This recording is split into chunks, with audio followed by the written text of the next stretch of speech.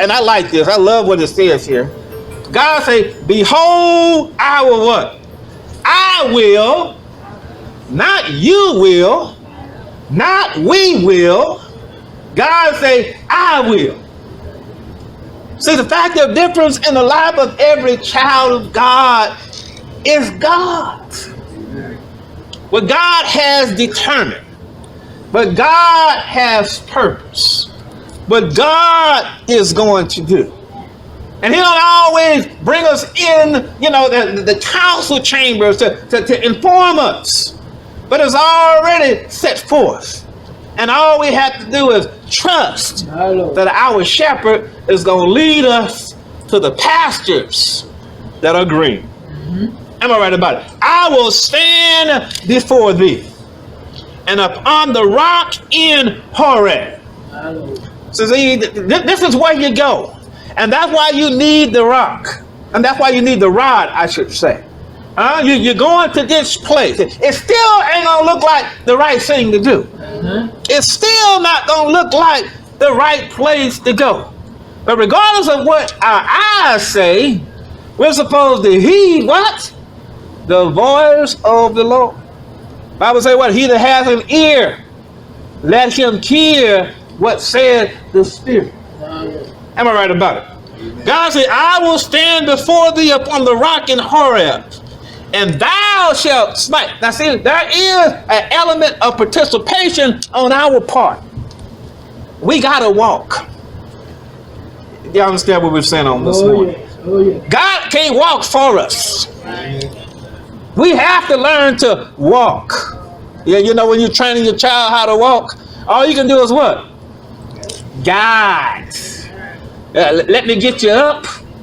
Let me point you in the right direction. But now you gotta what? You gotta walk. You gotta make the step. Sometimes we try to, support them along the way by hand, but you gotta move them legs. Oh yeah. You let them go, they start crawling. That's not walking. Amen. Am I right about it? Now God didn't say crawl. God say what? So sometimes we want to what? We want to crawl. We want to go back to our instinct. Nobody had to teach them how to crawl. Did we teach any of our children how to crawl? No, they figured out how to crawl. No, that's the natural thing to do is what? Is to crawl or not. You ain't no dog. Am I right about it? You gotta get up. Amen. You're supposed to be walking. Now the dog came in here walking on too. We got a problem. We all gonna be looking at like, what kind of dog is that? That's why when we go back in the garden and we read about the serpent that came walking in upright. We can't even imagine it. You mean a snake walking upright? Nah, because when we see a snake, where he at? He on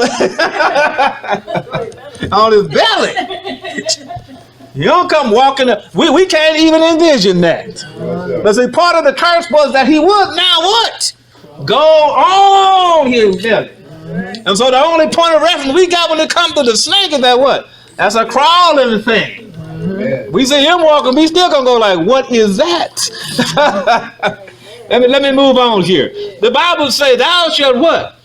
And thou shalt smite the rock, and there shall come water out of it. Now, does that make any sense? Absolutely not. What you mean? Just hit the rock and we gonna have water? You see why God didn't take the masses? You still would have had people talking about, let's stone him now. Is this your solution to the problem? Let's just take him out, right? We're dying, so let's take you out first. It made no sense. That because what? That's our level of thinking. We forget that this is the God who he didn't even have to smite the rocket. All he had to say what? Let it be. However, as we said earlier, it has greater significance than just hitting the rock. But it would demonstrate to them that what? That I am able to do beyond what you're able to comprehend.